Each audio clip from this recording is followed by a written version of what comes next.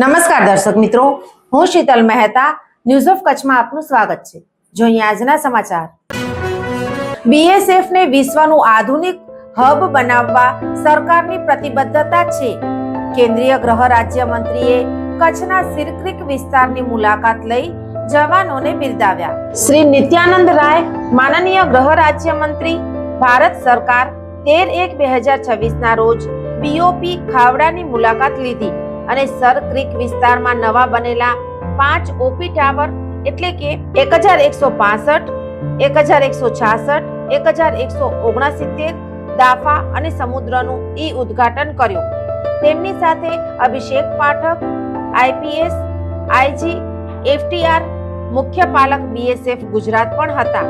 આ પ્રસંગે નિત્યાનંદ રાયે માનનીય ગૃહ રાજ્ય મંત્રી બીએસએફ સૈનિકોને સંબોધિત કર્યા અને ઓપરેશન સિંદૂર દરમિયાન તેમના દ્વારા દર્શાવવામાં આવેલી બહાદુરીની પ્રશંસા કરી।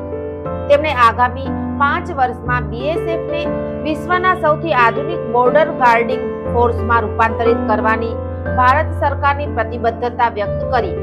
તેમણે ક્રીકના દુર્ગમ વિસ્તારમાં આ નવા ઓપી ટાવર્સના સમયસર અને ગુણવત્તાયુક્ત બાંધકામ સુનિશ્ચિત કરવા માટે સીપીડબ્લ્યુડીના પ્રયાસોની પણ પ્રશંસા કરી।